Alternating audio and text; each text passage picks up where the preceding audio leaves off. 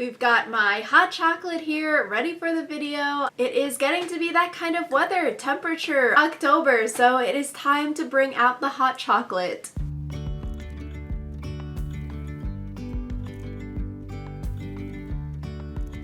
What is up, everyone? It is Rachel. Welcome back to my channel. So today's video is super exciting because we are going to be doing a little Q&A life update video. If you've seen my last two videos, then you would know that I recently started a new job. So I asked y'all on Instagram if you had any questions about anything. So I'm going to split the questions up. First half of the video will be more like work, job related questions. Second half will be more of those fun personal questions. So let's get started. So the first question is about describing this new job. So for the past 2 years in my videos, I've been working as a paralegal at an intellectual property law firm, specifically working with design patents, and we were filing a bunch of patents for shoes. Versus this new job, it's a totally different area of law. So this new position is working more with like environmental litigation. So things like plants and animals. If a person or group has some issue, then they will sue. And then in this new job, the lawyers would be writing those briefs that they would be submitting to the court. So for this new job, it's a lot of like site checking.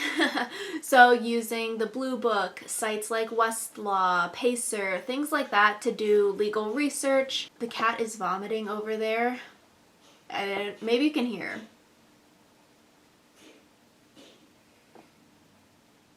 Reviewing the briefs, proofreading, site checking. So definitely old job, new job. They are very, very different in like the kinds of work that I would be doing, and also very different in like the area of law that you're working in. So next question is asking about why I decided to switch jobs. And I feel like a big reason why I was looking and applying for new jobs would be that I was interested in learning about like different areas of law, which like this new job totally is, doing litigation compared to patent prosecution. Very, very different. Also, when looking and applying, I feel like having a job right now that is doing a lot of that site checking, legal research, using the Blue Book is going to be very useful for the future, because it does seem like a lot of like paralegal jobs, they are wanting you to have that background with the Blue Book and doing legal research, which in my IP law firm job, we didn't really do a lot of that kind of work. I also think it's important if you're in a job for a long time, you've probably mastered all of the skills that you're learning.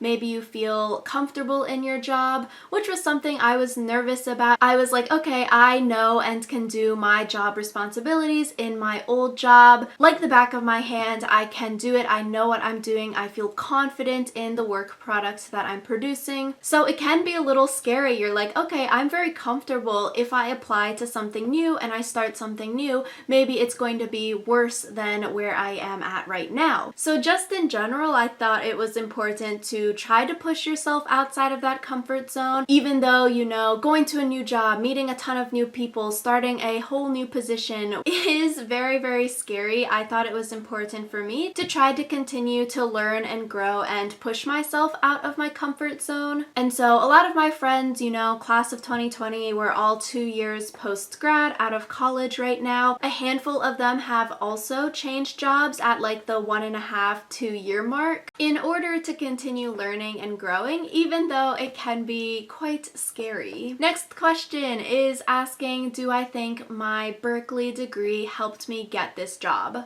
So I would definitely say in general, being 2 years post-grad, applying to jobs 2 years ago, applying to jobs now, I think my answer to this question would be yes and no. Having a Berkeley degree on my resume, on my transcripts, I think yes is helpful if the recruiters, the HR people know and have heard of UC Berkeley before. I think applying to jobs on the West Coast, obviously a lot more people have heard of Berkeley, but I found and applying to jobs on the East Coast, some people have not heard of the Berkeley name before, but I think for recruiters, HR, the people that are interviewing you, if they do recognize that college, I think it can open a lot of doors because they see Berkeley, they know maybe positive stereotypes about Berkeley, Berkeley students, the kind of students that Berkeley accepts and produces, which could help you get an interview. I would say, on the other hand, just having a Berkeley degree on your resume or having any other top college listed on your resume, it's not going to seal the deal. It is not going to get you the job at the end of the day because you still have to get through the interview. You have to wow the interviewers. Maybe you have to take some tests to show your skills. So my answer is yes and no. I think having a Berkeley degree opens doors definitely for people that recognize the school name, but on the other hand, it is still up to you as the applicant, as the person applying to these internship job opportunities, to do your research, to prepare for the interview, to put your best foot forward in the job once you get it, because there are so many students who are graduating from colleges all over the US that just having that school name on your resume is not going to be the end-all be-all in these interview processes. Question 4 asks if I am considering law school still. And so maybe this answer has changed.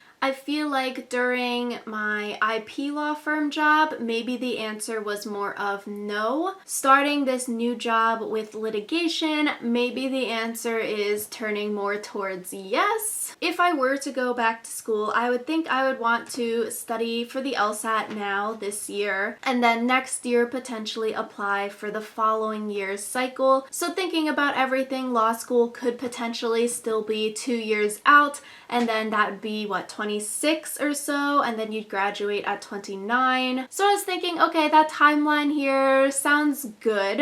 If anything were to happen, I guess you would hear about it maybe in a year or 2 years on my channel. So you have to stick around till then. So those were some work-related questions. Going into the fun, personal questions. The first one is asking, how are the kitty cats doing? The person who asked this said it has been a long time since they commented, and I was like, yes, it has been a long time. Missed seeing your comments, but the kitty cats are good. I can put them in more videos, vlogs, I guess, coming up. But there is sad news for Cleo. So she's sort of old, like 13, 15 years. She is an old kitty cat, and so she is actually going blind in one eye. So here you can sort of see like one eye is very glossy. So this is the eye that she is losing her eyesight in, but she went to the vet. There's not really much that you can do besides making her like comfortable medicine, stuff like that. You can't like reverse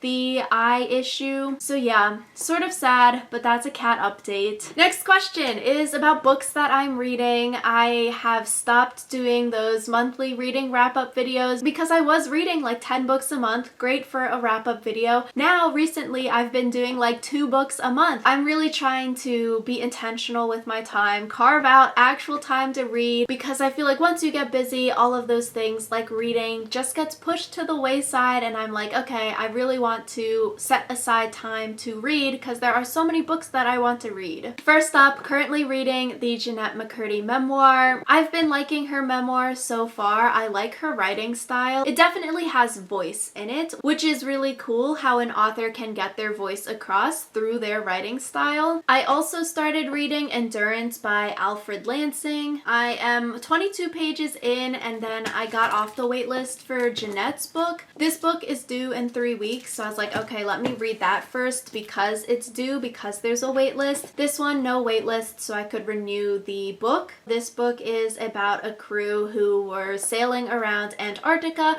and then their ship gets stuck. Basically, they are like over 850 miles away from any civilization, and it's a survival story. I saw people talking about it on Reddit and how this is a book that they cannot stop thinking about because of all of the trauma and hardships that the people went through trying to survive their ship crash. Similarly, for books about real life events, the third book that I've got from the library right now is Under the Banner of Heaven by Jon Krakauer.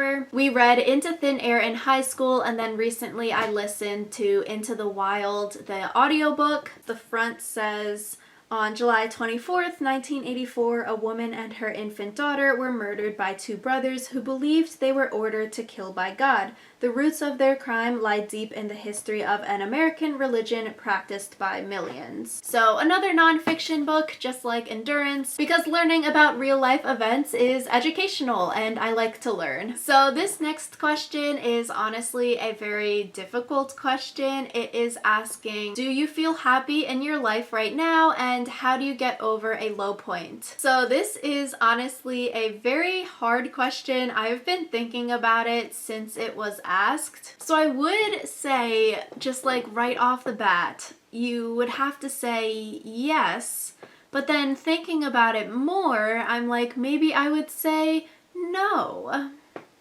So I would feel like yes, happy, because I am content. I started a new job, which is exciting. Study hall is going well. I still enjoy talking to myself on camera, making these YouTube videos. My friend and I are still podcasting about Survivor. So I would say yes, I'm happy with the things that I'm doing. I am proud of my accomplishments. But then I would also maybe say no, but I feel like that is not good, because the no comes in when you're comparing yourself to other people, like, oh, I could be doing so much more. Why am I not doing this compared to my friends who are doing that? So I feel like that is not necessarily healthy. You shouldn't be comparing yourself to other people, because everyone is at different stages. One person's success is not another person's success, all of that. But I feel like sometimes maybe I feel bored, like, okay, should I be doing more?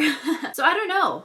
I feel like being post-grad life, it's sort of mundane, like you're doing the same things every day over and over again. The second part of the question, how to get over a low point, I should honestly follow my own advice, because I feel like for me, fall, my favorite season, I love fall, but I feel like you just get more sad around fall time. So to combat that, I feel like for me, I just book my schedule more. I become even more busy. So if you're busy, you don't have time to think about all of the sad things in your life, which is probably not good. So I would say don't follow that advice. I think real advice that I think I should also follow to get out of a slump, I think what would be helpful would be to surround yourself with friends and family that you trust, they care about you. Sign up for activities that you like to do, like if you're doing art classes or going to the gym, just do stuff for you and not for other people. And also, like, treating yourself, giving yourself a day of rest and relaxation can go so far.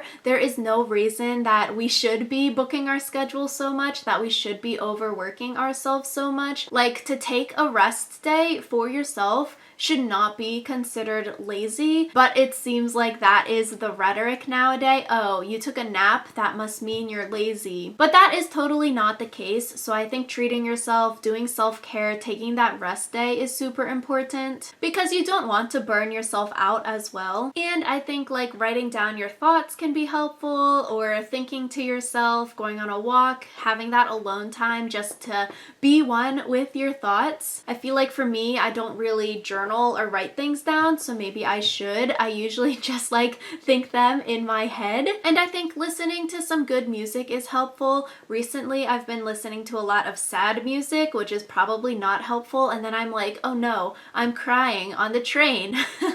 So I would say listen to upbeat, happy music and don't listen to sad music. I think this question is very hard. There's a lot of different layers with this question. If you have any tips or tricks, definitely leave a comment down below. If you're feeling happy right now or sad, also leave a comment down below. Let's have a chat. And so can't leave on a sad note, so last question is a fun question asking what my favorite Taiwanese food is. Honestly, I'm not sure. I don't know if I have a favorite. I would say I like a lot of different kinds of Taiwanese food. Boba is obviously up there, hot pot, scallion pancakes, soup dumplings. So many different kinds of things. When we went to Taiwan a few years ago, literally so much good food, so many good food photos. We're sharing the love today. So yeah, those were some of the questions for this Q&A. If you had any other questions or if you have any other videos that you want to see me do, definitely leave a comment down below. Thank you all so much for watching. It really means a lot. If you liked this video, give it a big thumbs up to help me out with the YouTube algorithm, and subscribe to my channel if you want to see more videos from me, and I'll see you all next time.